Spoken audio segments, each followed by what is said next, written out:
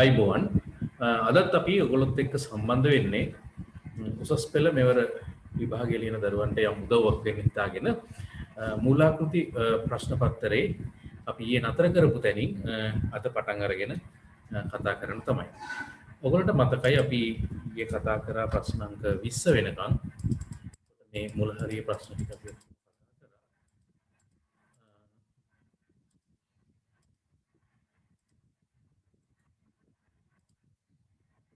මෙන්න මෙතනදී ඔයගොල්ලන්ට මේ 15 වෙනි ප්‍රශ්නේදී අපි පොඩ්ඩක් කතා කරා අද පැහැදිලි කිරීමක් කරන්නම් කියලා.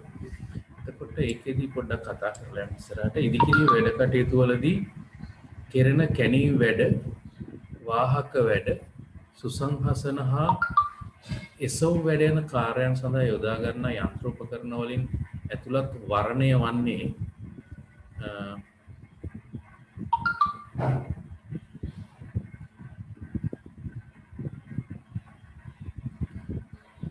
ඒකේදී අපි කතා කරේ පළවෙනි එක තමයි කැණීම් වැඩ. කැණීම් වැඩ වලට අපිට ගන්න පුළුවන් ජව සවල කියන එක. ඊස්සේ වාහක වැඩ ඩම්පරේ, සුසංහසනය තාප්ප මෝල, එසවුම් වැඩ වලට අටලු දොඹකරේ යන තුන්වෙනි පිළිතුර ගන්න පුළුවන්. අපි ඊයේ ප්‍රශ්නේ ටිකක් සාකච්ඡා කරලා තිබිච්ච ප්‍රශ්නයක්. ඒකට තුන්වෙනි ප්‍රශ්නය තමයි ඒකේ වඩා නිවැරදි පිළිතුර විදියට ගන්න පුළුවන් වෙන්නේ. ඊට පස්සේ අපි අතර කරලා තිබුණේ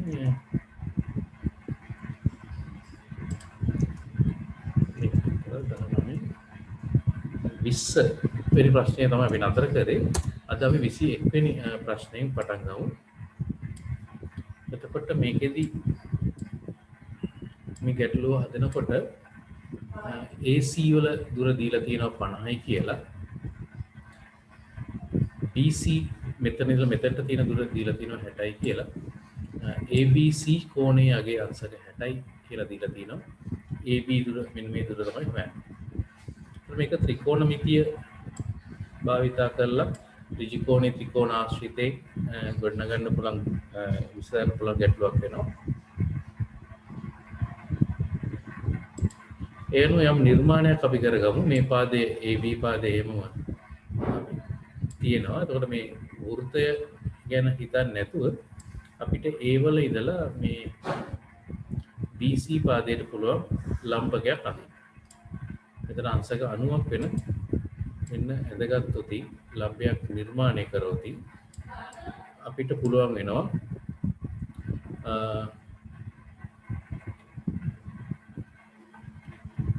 අංශක 90ක් කියලා ගත්තොත් මෙන්න මේ පාදයේ අපි දන්න හින්දා අපිට පුළුවන් ත්‍රිකෝණමිතික අනුපාතයකින් මෙතන අපි නම් කරගමු AD කියලා. or DC දුර හොයාගන්න පුළුවන්. කොහොමද කරන්නේ? මේ කෝණය දන්න හින්දා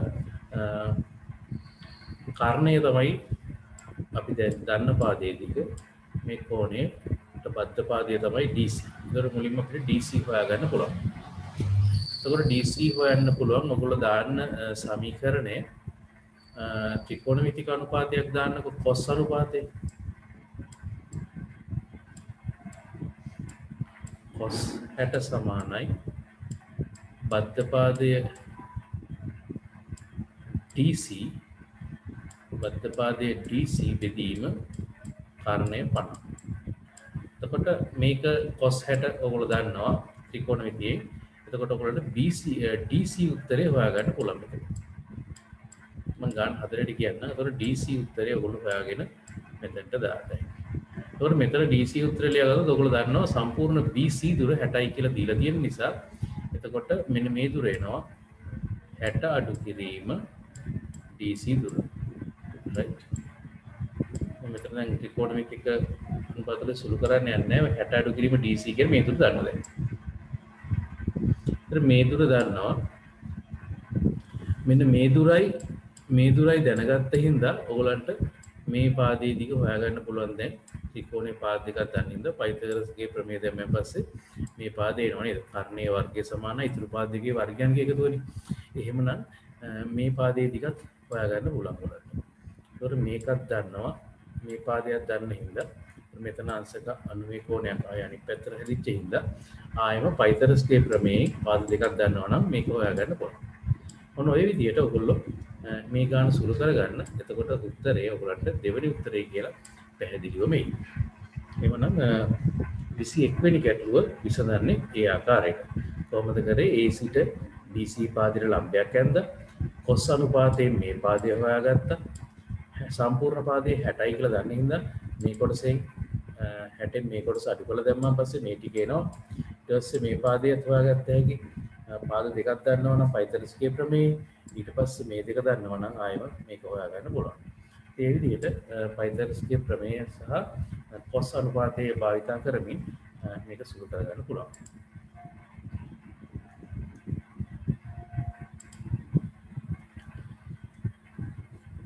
ඊළඟට අපි බලමු 21 වෙනි ගාන ප්‍රශ්නේ මොකද කියන්නේ.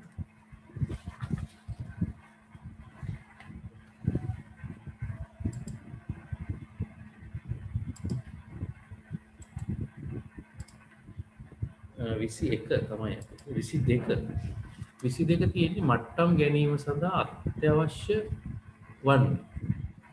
මට්ටම් ගැනීම සඳහා අත්‍යවශ්‍යයි නේද? මට්ටම් උපකරණය අනිවාර්යෙන් ඕන.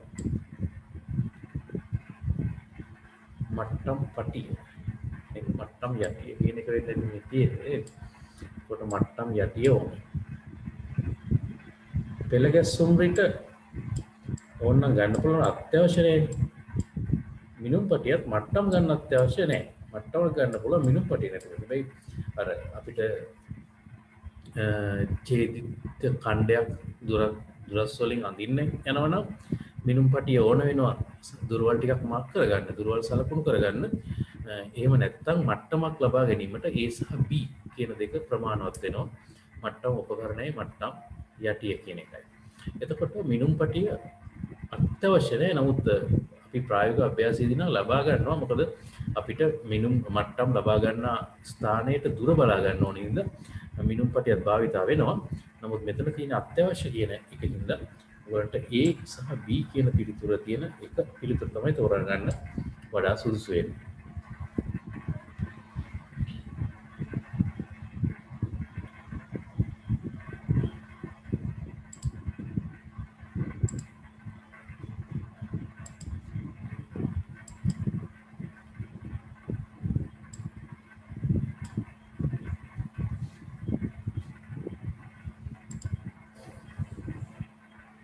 ඊළඟට අපිට තියෙන්නේ 23 වෙනි ගැටලුව. ඒකේ කියන ප්‍රායෝගික භාවිතයේ ඇති ප්‍රේරකයක් සහ සංසුද්ධ ධාරිතකයක් වෙන වෙනම විදුලි පරිපථ දෙකක් වශයෙන් සකස් කොට එක සමාන සැපයුම් වෝල්ටීයතාවය සහ සංඛ්‍යාතයේ යුතු විදුලි සැපයුමක් වෙත වෙන වෙනම ලබා දී ඇත. ප්‍රේරකයේ තුලින් ගලන ධාරාව IL සහ ධාරිත්‍රකයේ තුලින් ගලන ධාරාව IC සැපයුම් වෝල්ටීයතාවයට සාපේක්ෂව දක්වන පිහිටීම ඕන වී කියලා තමයි අහන්නේ. මෙතන මේ ප්‍රශ්නේ ඇතුලේ පිළිතුරු හොයාගන්න දේවල් අපිට තියෙනවා. එකක් තමයි ප්‍රායෝගික භාවිතයේ ප්‍රේරකයක් කියලා තමයි තියෙන්නේ. මෙන්න මේ වචනේ වැදගත්. ප්‍රායෝගික භාවිතයේ ප්‍රේරකයක් කියන්නේ සංශුද්ධ ප්‍රේරකයක් නෙමෙයි. ඒක සංශුද්ධ ප්‍රේරකයක් නෙමෙයි. හැබැයි ආයි ඊළඟට මෙතන කියලා දෙනවා සංශුද්ධ ධාරිත්‍රකයක් කියලා. එතකොට ඔන්න ඔය දෙන්නට තමයි සැපයුම් වෝල්ටීයතාවය නේද? නියත වෝල්ටීයතාවය සමාන සැපයුම් වෝල්ටීයතාවය දීලා තියෙනවා. එතකොට කොයි ප්‍රස්ථාරයේද කොයි ධාරාවන් ලකුණු කරන් පස්සේ කොයි කලා සටහනද නැත්නම් කොයි දෛශික සටහනද හරි කියලා තමයි අහන්නේ.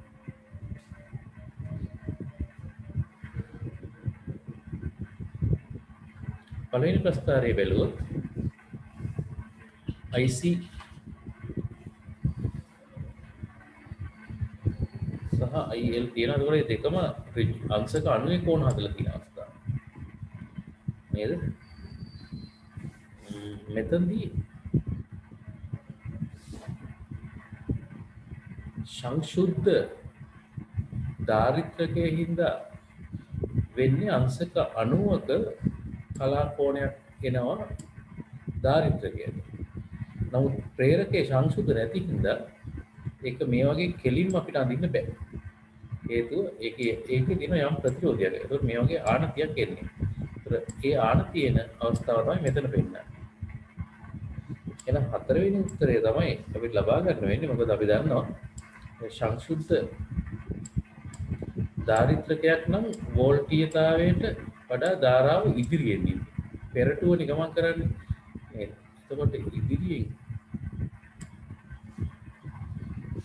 ඉන්නේ මෙතනදි වෙන්නේ වෝල්ටීයතාවයට වඩා ධාරාව පසුපසින් ඉන්නේ ප්‍රේරකේ. අන්න ඒක නිසා මේක සංසුද්ධ නම් අපිට කෙලින්ම මේ අතර ගන්න වෙන්නේ. මොකද සංසුද්ධ නැති හින්දා යම් ප්‍රතිරෝධකයක් එක්ක ඉන්න ආනතරේකාවක් තමයි බලාපොරොත්තු වෙන්නේ. එහෙනම් උත්තරය 4 කියන එක තමයි ගන්න වෙන්නේ.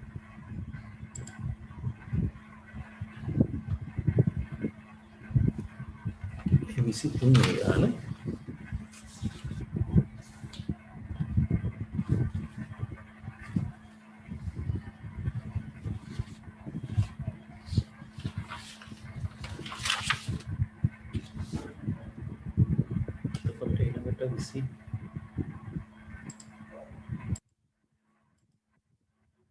හතර ප්‍රශ්නය කියන්නේ විදුලි ජනකයක ක්‍රියාකාරීත්වය පැහැදිලි කිරීම සඳහා යොදාගත හැකි නියමය වන්නේ කුමක්ද? කෙලින්ම ඔයගොල්ලෝ පාඩම් කරලා තියෙන එකකින් තමයි ඒකට උත්තර ලියන්න වෙන්නේ. ඒකට ඔයගොල්ලෝ දැනගන්න ඕනේ නේද? ඔයගොල්ලන්ගේ විෂය නිර්දේශයේ තියෙන සියලුම නියමයන් ඒ නියමයන් මොනවටද භාවිත වෙන්නේ කියන්නේ.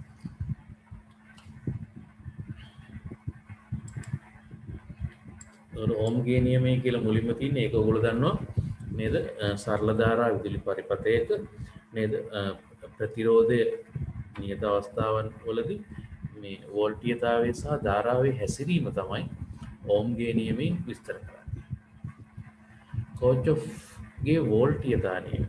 එතකොට කෝච් වෝල්ටීයතා නියමය අපිට සරල ධාරා පරිපථයක විභව බැස්මවල් වල එකතුව නේද දිශාවන් ඔස්සේ ගන්න පුළුවන් කියන එක තමයි කර්චොෆ්ගේ නියමය කියන්නේ. එතකොට ඒවයේ සම්ප්‍රයුක්ත අගය ගැන කියවෙන නියමය තමයි කර්චොෆ්ගේ වෝල්ටීයතා නියමය. ඊට පස්සේ වමත් නියමය. වමත් නියමය කියන්නේ මෙතන නේද ෆ්ලෙමින්ගේ වමත් නියමය තමයි ඔයගොල්ලන්ගේ විශේෂ රීතියෙන් වමත් නියමය කියන්නේ ෆ්ලෙමින්ගේ වමත් නියමය. ඒ වමත් නියමය විදුලි මෝටරයක ක්‍රියාකාරීත්වයට තමයි අපි සලකලා තියෙන්නේ සලකන්නේ. එහෙම තමයි ඉදිරිපත් වෙලා තියෙන්නේ. එහෙනම් වමත් නියමයේ තියෙන විදුලි මෝටරයකට. සුරත් නියමය තමයි අංක 4 කියන්නේ මේකේ. සුරත් නියමය කියන්නේ එතකොට ඔය ෆ්ලෙමින්ගේ දකුණත් නියමය කියන එකම තමයි. ඒක විදුලි ජනක වලට තමයි යොමු වෙන්නේ. ඊට පස්සේ 5 කස්කුරුප්පු නියමය. මේක කස්කුරුප්පු නියමයෙන් කියවෙන්නේ ධාරාව ගලා යන සන්නායකයක් වටා ඇතිවන චුම්බක ක්ෂේත්‍රය ඒ දිශාව පිළිබඳව තමයි මේ කස්කුරුප්පු නියමයෙන් කියන්නේ. එමනම් අනේ වගේ ඔයගොල්ලන්ගේ විෂය නිර්දේශයේ තියෙන මේ ඒවා ටික මතක් කරගන්න ආයම විභාගෙට කලින් එතකොට එහෙනම් මෙතන පිළිතුර වෙන්නේ 4 වෙනි එක නේද? 4 වෙනි එක තමයි පිළිතුර විදුලි ජනකයේ ක්‍රියාකාරීත්වයට තියෙන්නේ ෆ්ලෙමින්ගේ දකුණත් නියමය. ඒකටම තමයි අපි සුරත් නියමය කියලා කියන්නේ. ඒගොල්ලන්ට මම මෙතනදී සටහන් කියවන එකේ තීරමක් නැහැ. ඔයගොල්ලන්ගේ අදාළ පෙළ පොතක් අරගෙන සටහන් නෝට්ස් මොනවාරි ගැටලුවක් තියෙනවා නම් ඒවැය තියෙනවා විදුලි යන්ත්‍ර හා බල පද්ධති කියන අධ්‍යාපන ප්‍රකාශන පොත බලන්න. ඒකේ තියෙනවා ඔය සුරත් නියමය සහ වමත් නියමය, කස්කුරුප්පු නියමය ඒ ටික. ඕම්ගේ නියමය වගේ ඒවා ඉන්දියානු තාක්ෂණ වේදය පෙළ පොතේ පළවෙනි කොටස පරිශීලනය කරන්න. ඒකෙම ඔයගොල්ලන්ට ඒ ටික ගන්න පුළුවන්. ඊට අමතරව ඔයගොල්ලෝ කර්චොෆ් සහ ඕම්ගේ නියමයත් එක්ක ගැටලු විසඳන දෙනවා අපේ SFT පාඩමේදී. ඒක නිසා මම හිතන්නේ මෙච්චර ඔයගොල්ලන්ට ගැටලුවක් වෙන එක නැහැ.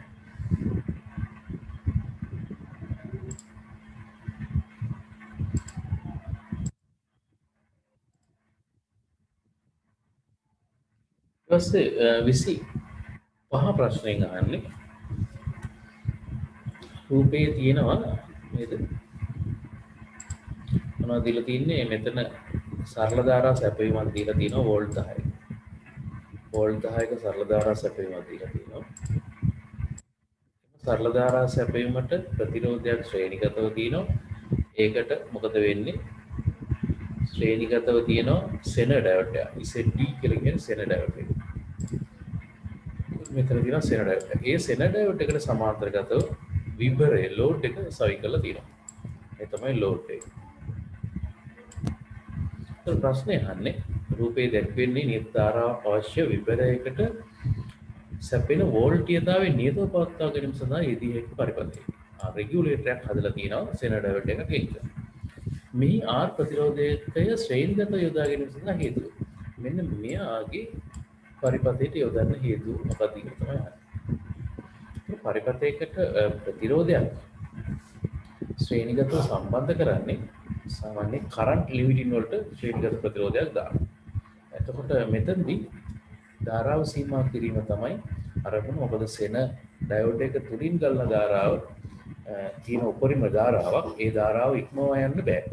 ඒක නිසා ඒකට ගැළපෙන ප්‍රතිරෝධයක් ශ්‍රේණිගතව දාන එක තමයි සාමාන්‍ය ක්‍රමය. යගේ උපරිම ධාරාව අපි බලලා ඩේටා ෂීට් එකකින් ඒ අනුව ගණනය කරන ලද ප්‍රතිරෝධයක් ශ්‍රේණිගතව දාන්න පුළුවන්. බලමු පිළිතුරු කොහොමද දීලා තියෙන්නේ කියලා.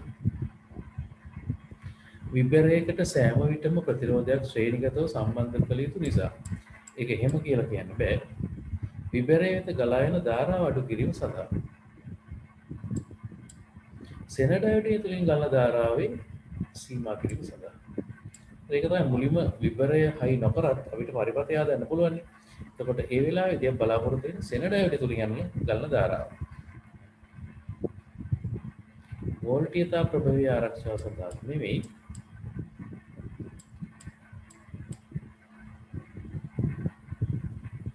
ඉතින් ජව සැපීම අධි විභර ක්‍රියාවෙන් ආරක්ෂා කිරීම එකක් නෙවෙයි.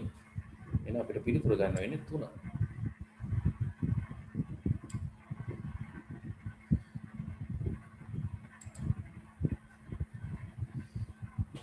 ඒ 25 වෙනි ගැටුව.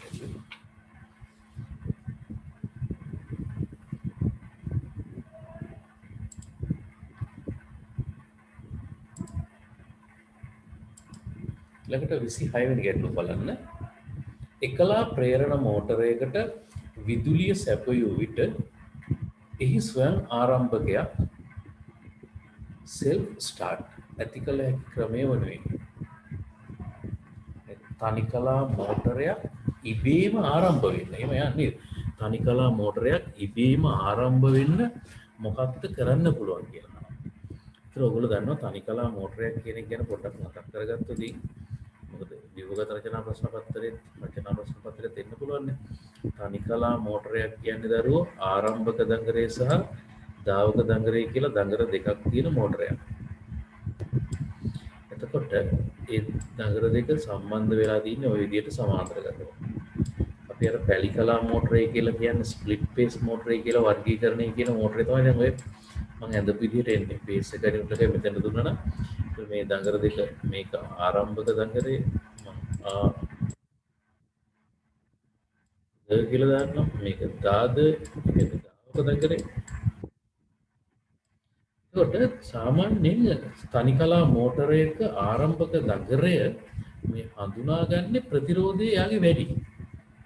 දාවක දංගරයට සාපේක්ෂව. එතකොට ඒකින් අපිට ආරම්භක දංගරය හඳුනගන්න පුළුවන්. එතකොට මෝටරයක් ස්වයංව ආරම්භ කරන්න තියෙන්න ඕනි කලා වෙනසක්. මෙන්න මේ ගලන දංගර දෙක තුලින් ගලන ධාරාවන්ගේ කලා වෙනසක් ඇති වුණොත් මෝටරය ස්වයංව ආරම්භ කරගන්න පුළුවන්. ඒක කලා වෙනසක් ඇති කරන්න සාමාන්‍ය පැලිකලා මෝටරේදී කරලා තියෙන්නේ ආරම්භක දංගරයේ ප්‍රතිරෝධය වැඩි කරලා තියෙනවා. ආරම්භක දංගරයේ ප්‍රතිරෝධය ගොඩක් වැඩි කරලා තියෙනවා. ඊට පස්සේ එතකොට මේ කලා වෙනස ඇති කිරීම තමයි වැඩි. ඉතින් තව තියෙනවා ධාරිත්‍රක වලින් දුවන මෝටර තියෙනවා. එතකොට කරන්නේ මෙන්න මෙතනට ශ්‍රේණිගතව ධාරිත්‍රකයක් දානවා. ඔය සීලින් ෆෑන් එකේ වගේ තියෙන මෝටර තමයි ධාරිත්‍රකයක් ශ්‍රේණිගතව තියෙනවා. මෙන්න මෙතන මැද කොටසයින් එන්න ඕනි. ඊට පස්සේ බහුකාර්ය ලී වැඩ යන්ත්‍රය වගේ ඒවා කැපැසිටර්ස් දෙක තියෙනවා. ඒකට එහෙම ඒ වැඩි එක කැපැසිටියක් අයින් කරනවා දුවනකොට. ඒ අයින් කරන භාවිතා කරන මෙන්න මේ ස්විච් එක කියන්නේ කේන්ද්‍ර ප්‍රසාරී වාහකය. ඉංග්‍රීසි කරන සෙන්ට්‍රිෆියුගල් ස්විච් එක. සෙන්ට්‍රිෆියුගල් ස්විච් එකකින් තමයි ඔය ආරම්භක කැපැසිටර් එක අයින් කරලා දාවන කැපැසිටිය දිගට ඔදවන්නේ. ඉතින් මේකේ දී පිළිතුර වෙන්නේ ස්ථායකයේ කෘත්‍රිමව කලා වෙනසක් ඇති කිරීම තමයි කරන්නේ අපි. ධාරා වැඩි කරලා බෑ. සැපෙමේ අක්‍රමාර්ගවල වැඩක් නැහැ. වෝල්ටීයතාව වෙනස් කළ වැඩකුත් නැහැ. තාරකා ඩෙල්ටා වලින් වැඩකුත් නැහැ. එහෙනම් කලා වෙනසක් ඇති කරන එක තමයි කෘත්‍රිමව මෝටරේ කරකව ගන්න තියෙන හොඳම ක්‍රමය. ඒකට තමයි කැපැසිටර් එකක් හරි වයින්ඩින් වල ප්‍රතිරෝධ ගොඩක් වැඩි කරලා දාන්නේ.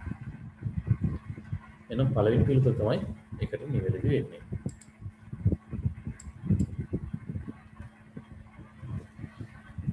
ඒ 26 වෙනි ප්‍රශ්නය. ඊළඟට බැලුවොත් 27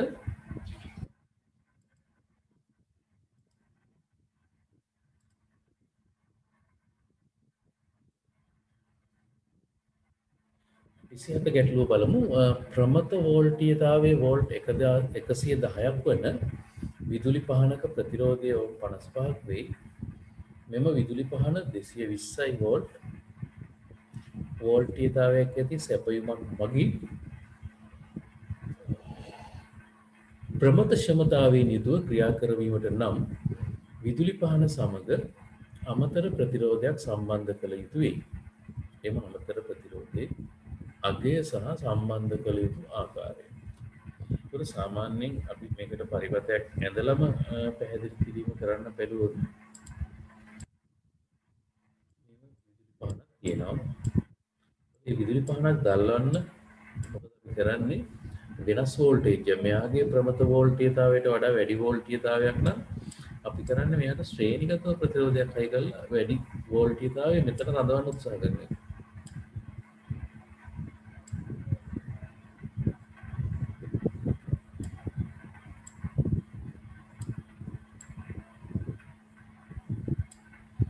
ඔන්න විදිහට තමයි අපි හරි ගස්සන්නේ. දැන් 110යි වෝල්ට් තියෙන පහන අපි මේ සැරේ 220ට හයි කරන්නේ මෙන්න මේ විදිහට. සෝරි 200 නෙමෙයි 220 නේ.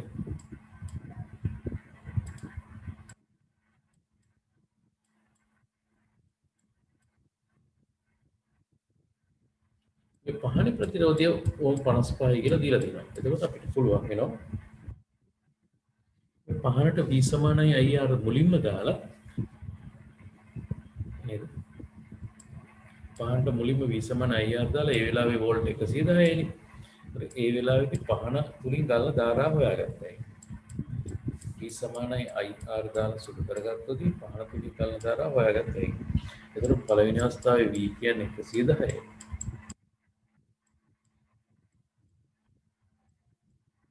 ඒ තමයි හොයන්න තියෙන එක R කියන්නේ 55.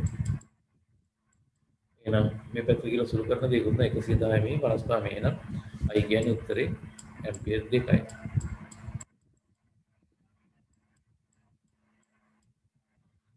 එතකොට අපෙන් අහන්නේ මෙතන තියෙන්න ඕනි ප්‍රතිරෝධය කියලා. එහෙනම් අපිට පුළුවන් දැන් මොකද වෙන්නේ? මෙතන 220යි මෙතන ප්‍රතිරෝධය දන්නවා. මෙතන ප්‍රතිරෝධයත් අපි දැන් හොයන්න තියෙන ප්‍රතිරෝධය ඒකට අපිට පුළුවන් ආයම V සමානයි IR දාන්න.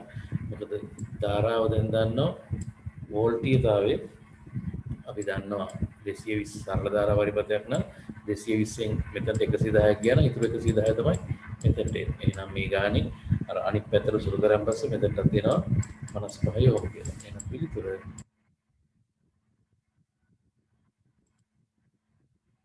55 ඕම් ශ්‍රේණිගතව කියන එක තමයි පිළිතුර එන්නේ.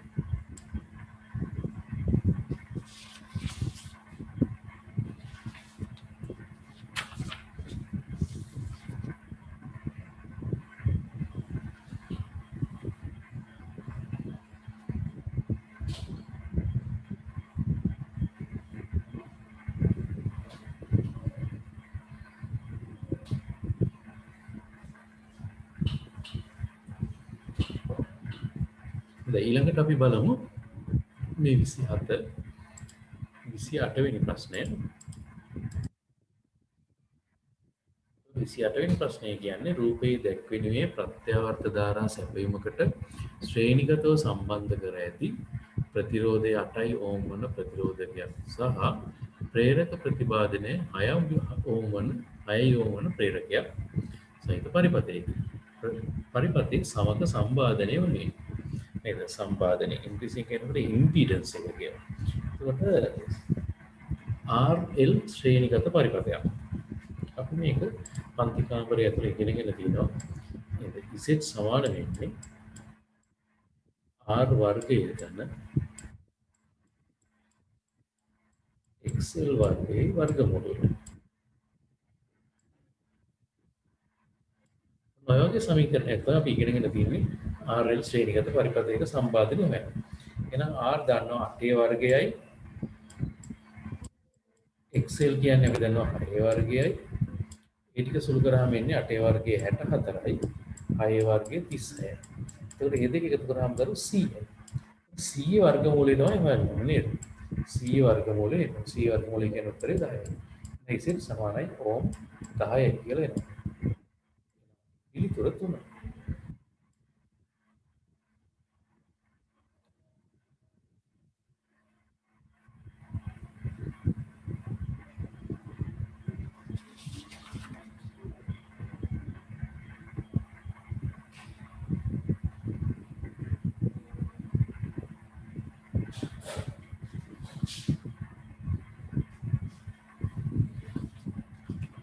දැන් ඊළඟ ප්‍රශ්නයට යමු.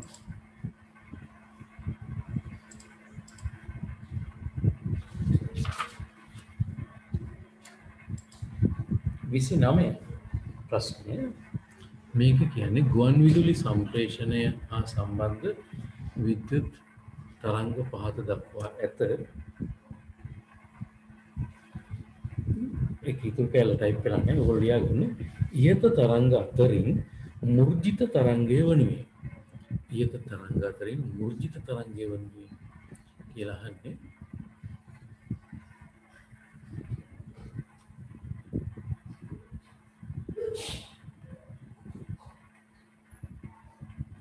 එතකොට මෙතනදී මුර්ජිත තරංගයක් ඇති වෙලා තියෙන්නේ. දැන් මේ A කියන අවස්ථාවේ තරංගය අපි සැලකුවොත් ඒක සාමාන්‍යයෙන් එක්ක මූලික තරංගයක් නැත්නම් ප්‍රත්‍යාවර්ත තරංගයක් තමයි කියන්නේ. ඒකට යන්නේ මුර්ජිත වෙච්ච බවක් පේන්නේ නැහැ. ඒකට C කියන තරංගයේ ලොකු වෙනසක් නැහැ. මේ ප්‍රස්ථාර හතර ටිකක් ඇඳලා තියෙන හොඳ මදි. ඊට වඩා හොඳට අඳින්න තිබුණ මුර්ජිත තරංගේ පේන්න. ඒකට මේකේ මුර්ජනය වෙලා තියෙනවා කියලා පේන්නේ. මෙන්න මේ තරංගය තමයි මේ හරියදී පොඩ්ඩක් ලං වෙලා ඊට පස්සේ ඈත් වෙලා මේ හරියට පොඩ්ඩක් ලං වෙලා වගේ. ඒකට ඒක නිසා B උත්තරය තමයි මුර්ජිත තරංගයකට ගන්න වෙන්නේ. මේ තරංගය කොහොමද අතින් විදාසේ අතින් මැෂින් එක කම්පියුටර් එක ඇඳලා වගේ තියෙන්නේ. මේකේ වෙනසක් පේන්නේ. මේකේ ඇම්ප්ලිටියුඩ් එකේ වෙනසක් යන්තම් පේනවා. නමුත් වඩා මුර්ජිත තරංගයක් කියන B තමයි මේ පින්තූර හතර ඇඩියට අපිට ගන්න වෙන්නේ. මේකේ මම ඇඳලා පෙන්නොත් මේ දුරින් තියෙනවා. ඊළඟට ටිකක් ලං වෙන්න ඕනේ. මුර්ජනයේට අවස්ථාව ආයි පරණ අවස්ථාව වෙනවා. ඒ ආයි මුර්ජිත තරංගේ. මේ වගේ පැහැදිලිව පෙන්වනවා මේ ස්ථාන මුර්ජිත ස්ථාන කියලා අපිට ගන්න පුළුවන්. ඉතින් ඒකට ටිකක් හිට වෙන්න තියෙන D හින්දා මම D තෝරනවා පිළිතුරට.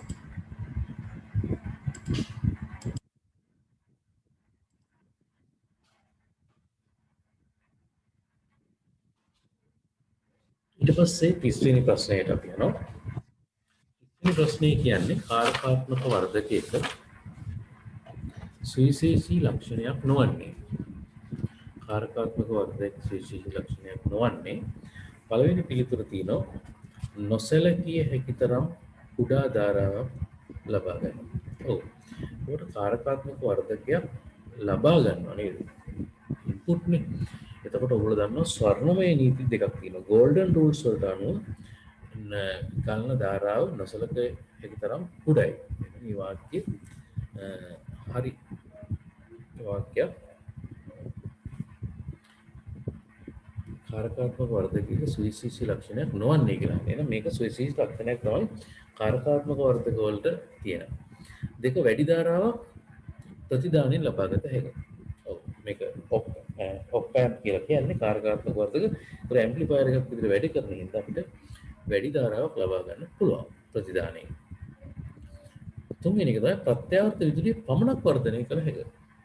එමනේ අපි සරල ධාරා ඉන්පුට් මේකට ලබා දෙනවා. ඒක නිසා ප්‍රත්‍යාවර්ත ධාරා විදුලිය පමණක් වර්ධනය කළ හැකියි කියන පිළිතුර වැරදි උත්තරේ බලමු ඊට වඩා වෙනස් වැරදි උත්තර තියෙනවා කියලා. විශාල සංඛ්‍යාත පරාසයක් වර්ධනය කළ හැකියි. එහෙම කරන්න පුළුවන්. මේක ගේන් එක විශාල කරගන්න පුළුවන්. ඊට පස්සේ වෝල්ටීයතා සංසන්දකයක් ලෙස භාවිතා කළ හැකියි. ඔව් මේක තියෙන ප්‍රායෝගික භාවිතවල තියෙන එකක් තමයි මෙයා සංසන්දකයක් විදිහට භාවිතා කරනවා. එහෙමනම් අපිට මෙතනදී සුවිශේෂී ලක්ෂණයක් විදිහට ගන්න බැරි පිළිතුර තියෙන තුන්වෙනි පිළිතුර.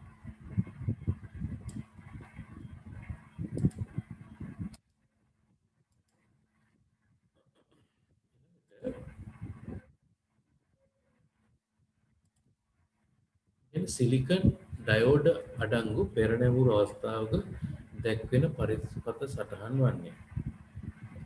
ඩයෝඩ් එක නේද?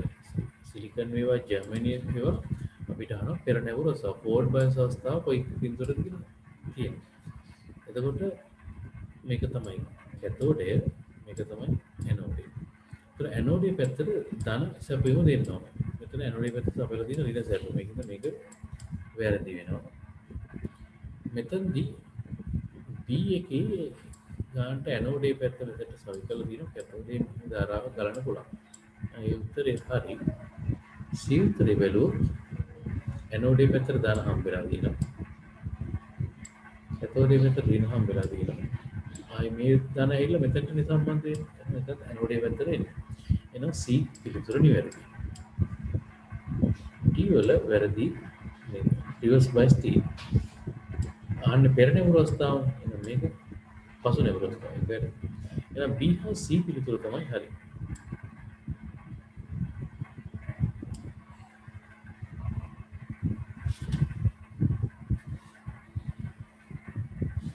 ඒ 31 වෙනි ප්‍රශ්නේ අපි කතා කරේ.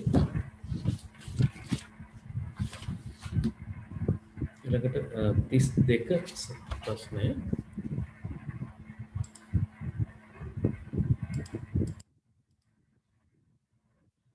පහත දැක්වෙන රූප සටහන භාවිතයෙන් පහත දැක්වෙන රූප සටහන භාවිතයෙන් පහත ප්‍රශ්න දෙක සඳහා පිළිතුරු සපයන්න. රූපේ දිහා උතර බලන්න වෝල්ට් 12ක සැපයීමක් දීලා තිනවා. ඕම් 6ක ප්‍රතිරෝධයක්, තවත් ඕම් 6ක ප්‍රතිරෝධයක්, තවත් ඕම් 6ක ප්‍රතිරෝධයක් තියෙනවා. මෙතනදී බැලු බැලමට පේනවා අපිට මේක එක පරිපත කොටසක් ඉවත් කරගන්න පුළුවන්. හේතුව තමයි උතරට පේනවා ඇති මෙන්න මේ A1 මල්ටිපීන් මේ මීටරේ ගාව ඉඳලා මීටරේ ගාව මේ මීටරේ වයර් කැලක් ඇදලා තියෙනවා. වයර් කැලක් ඇදලා පස්සේ මේ ප්‍රතිරෝධය හරහා විදුලි ධාරාව ගමන් කරන්න යන්නේ නැහැ. ඒකෙන්ද මෙතන විදුලි ධාරාව බිඳුවයි කියන්නේ පරිපතය එතන කැන්සල් වෙනවා. නේද? එහෙනම් එතනින් පරිපතය කැන්සල් වෙනවා. අපිට පුළුවන් නේද? මෙතනින් මේ පැත්ත නැහැ කියලා අයින් කළා දාන්න. ඒතර තනි වයර් කැලක් සම්බන්ධ වෙලා තියෙනවා නම් මේ පැත්තේ ධාරාවක් ගලන්නේ නැහැ. එහෙනම් මෙතන පාඨාංකය බිඳුවයි. නේද? මෙතන පාඨාංකය බිඳුවයි. තනි වයර් එකක් දාලා තියෙන ඉන්න මොකද වෙන්නේ? මේ වෝල්ට් මීටරේ පාඨාංකය බිඳුවක් වෙනවා. ඒක අමාරුයි මේ ප්‍රතිරෝධ හරහා ධාරාව ගලන්න උත්සාහ කරන්නේ නැති නිසා එහෙම වෙන්නේ. එහෙනම් වෝල්ට් 12ට මොකද වෙන්නේ? 6යි ඕම් ප්‍රතිරෝධ දෙකක් ශ්‍රේණිගතයි. දැන් මෙහෙම ගලවම නේද? එහෙනම් මොකද වෙන්නේ? වෝල්ට් 12 මෙතනට වෝල්ට් 6 දෙපැත්තට සමානව බෙදලා යනවා.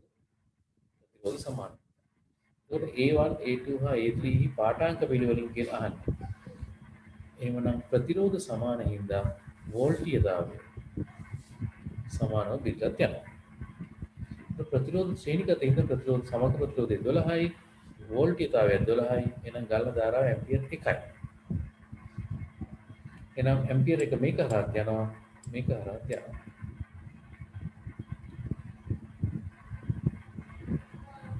ඒ තුන ඒතර මේකේ හරහා සමාන ධාරාවන් යන හින්දා ඇම්පියර් 1යි මේක හරහා යනවා මේක හරහා ඇම්පියර් 0යි එහෙනම් 1.0යි කියලා පිළිතුරක් අපිට තියෙනවා තුන්වෙනි පිළිතුර.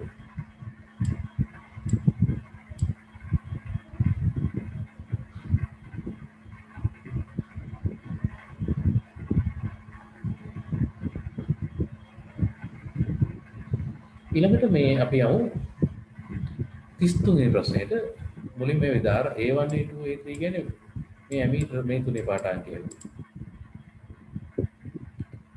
ඊළඟට අපි ගන්නවා volt metre. V1 V2 V3 කියන්නේ වෝල්ට් මීටර්. V3 වල නම් වෝල්ටීයතාවය බිඳුව. එයි පරිකම්බිය තියෙනවා. ඒක බිඳුව තියෙන උත්තර ගත්තොත් බිඳුව උත්තර තුනක් තියෙනවා.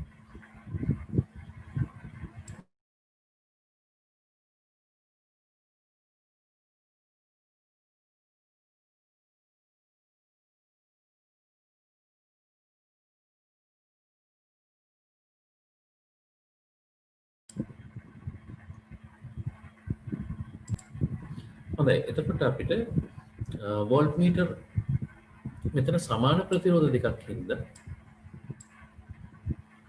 ඕම් 6 තියෙන සමාන ප්‍රතිරෝධය හින්දා ඒ දෙක ශ්‍රේණිගතයි. මෙතන සැපයුම් වෝල්ටීයතාවය වෝල්ට් 12ට. එහෙනම් වෝල්ට් 12 සමානව 6 දෙකට බෙදලා යනවා. ඒතර මේ දෙකේ පාඨාංකය 6 මෙතන බිඳුවයි V3 කියන්නේ. 6යි බිඳුවයි තියෙන්නේ පස්වෙනි උත්තරේ. එහෙනම් මෙතන නිවැරදි උත්තරය වෙන්න ඕනේ. ඒකට විභාගෙදී ඒ ප්‍රතිරෝධ ශ්‍රේණිගත සමාන්තරගත මෙන්න මේ වගේ විශේෂ අවස්ථාවක් බලන වයර් කැලකීම ෂෝට් කරපු තැනක් එහෙම ප්‍රශ්න පත්‍රය දැක්කොත් විශේෂ අවධානයක් යොමු කරන්න. මේ පැත්තෙන් ඒකට ධාරාව ගන්න නැහැ. ඒ ඔක්කොම අයින් කරලා දාන්න පුළුවන්.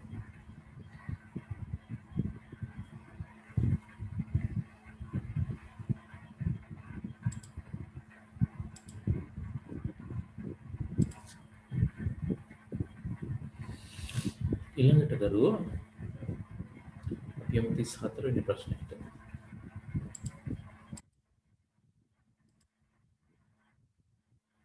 පරිණාමකයක ද්විතිකයේ වට ගණන 60ක් ලෙස හඳුනා ගන්නා ලදී. මෙම පරිණාමකය 12 වෝල්ට් විදුලි සැපයීමෙන් ක්‍රියා කරන වන් විදුලි යන්ත්‍රයක් භාවිතා කර තිබේ.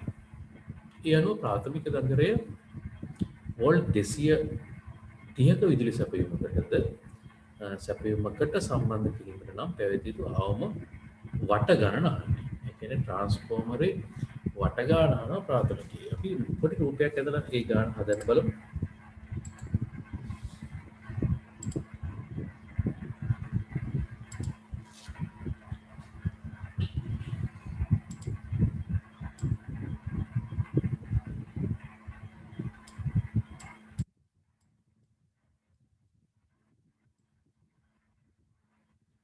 විදිහට ප්‍රාථමිකයේදී ටිකේ තියෙනවා.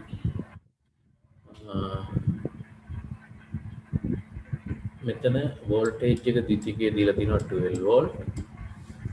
ද්විතිකයේ වට ගණන n දීලා තියෙනවා 60යි. ප්‍රාථමිකයේ වෝල්ටේජ් එක 230යි.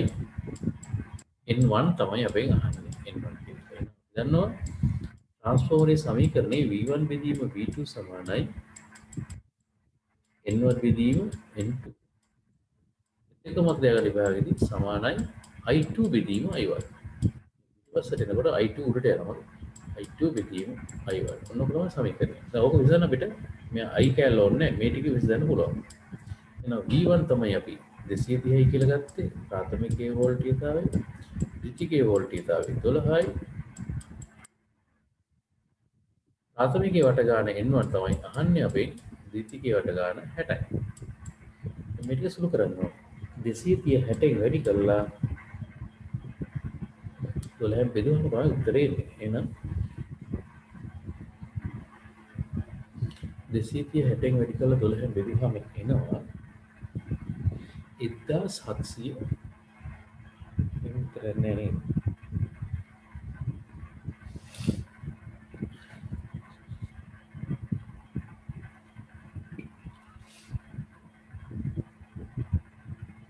බෙදලා බලමු නේද? එතකොට 230 වැඩි කිරීමකට බෙදීම 1150යි. 1150යි කියන්නේ අපිට ලැබෙනවා හතරවෙනි පිළිතුර තමයි ප්‍රාථමිකයේ කොටවල් ගන්න.